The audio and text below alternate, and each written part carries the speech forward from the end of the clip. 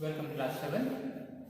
Today for the final topic for this chapter we have types of circuit. In the other day we learned about circuits. Circuits is the path of current, or it's an arrangement where appliances are connected with each other with power supply, so that when the current runs through them the appliances start working. So we have two types of circuits: series and parallel circuits.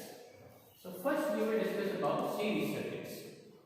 Now in series circuits, how the circuits are arranged? As you can see in the diagram, this is our power source, the battery. You can see plus and minus terminals. From here I have this switch. Okay. Now right now it is open, I am not connected, so current is not flowing.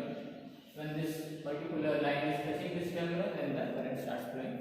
And after this switch, I have drawn three bulbs, and the arrangement of these bulbs is such that they are one after the other. Okay. First bulb followed by the second bulb followed by the third bulb. So when the circuits are arranged this way, where the appliances are one after the other, then this particular circuit is called as series circuit. Okay. Appliances are arranged one after the other. So let us see some points connected with series circuit. In series circuit, there is one switch for all the three bulbs or four bulbs or all the appliances. For all appliances, one switch will be there. That means if you switch it on, all these three bulbs will start glowing. Second thing about series circuit is, you all know, just now discussed, all appliances are arranged one after the other. Okay? Like in a line, one after the other people stand, just like that appliances are arranged one after the other. Third point is, there is a voltage drop. Now you know what is voltage? I'll explain to you. In this one, the bulb which is closest to the power supply or closest to the switch, you can say, will glow the brightest.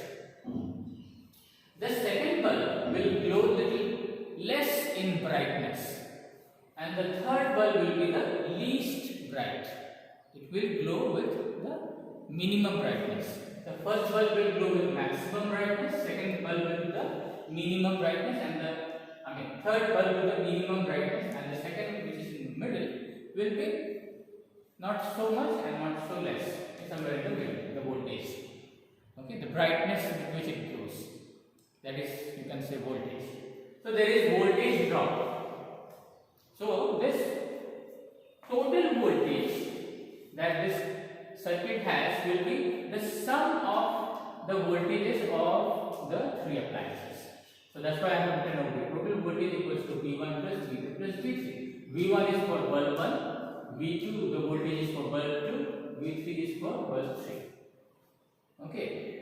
So in series circuit, voltage is divided among the appliances. There is voltage drop. But the current remains the same. The value of current for all the appliances will be the same.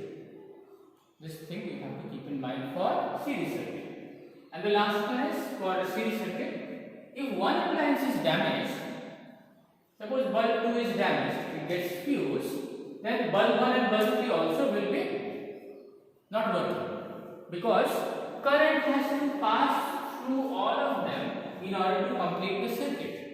If one bulb gets fused, then the current path is blocked. So current cannot complete this circuit. It cannot flow through the circuit. It cannot complete its path. So all the other bulbs also will stop glowing. Alright. So if one appliance is damaged, all the other appliances will stop working. So these are the points that you should remember regarding series circuit. Next type of circuit is parallel circuit. Let us discuss about parallel circuits. Okay, this is the circuit diagram for parallel circuit. Now as you can see here, same power supply, okay, same circuit, but as it comes here, there are three branches in the circuit, and each branch is connected with a separate switch. Alright, so these three branches are arranged parallel to each other. That's why the name is given parallel circuit. Alright. So let us now see the facts and figures, the points regarding parallel circuit. First one, there are separate switches. Like in series circuit we saw there was only one switch, and for all the appliances one switch was there. But here for all the appliances we have separate switches. Each appliance has one switch. Second point, all the appliances are arranged in branches. Okay, as you can see, these are the 3 branches. There can be more than 3. I have just shown 3 branches. Alright, all the branches are parallel to each other.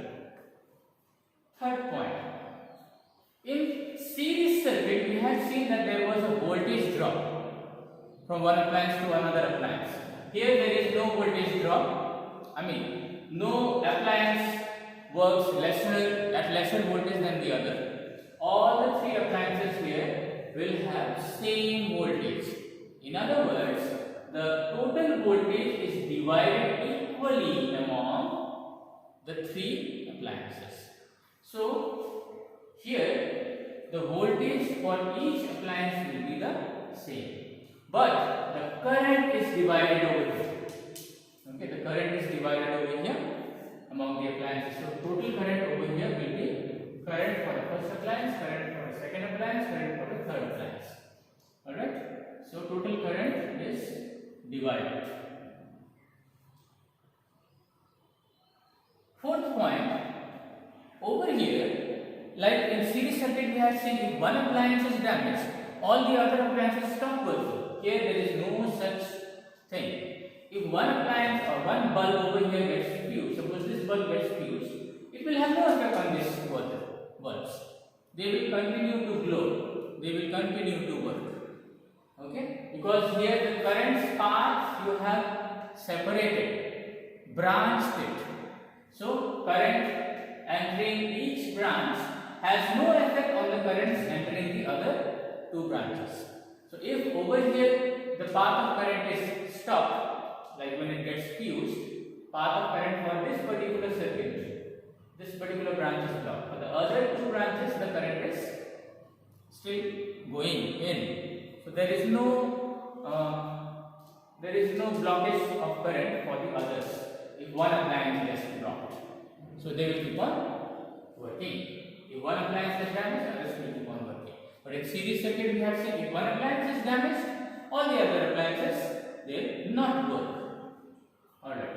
So this is all about parallel circuit. Now let us compare both these series and parallel circuits.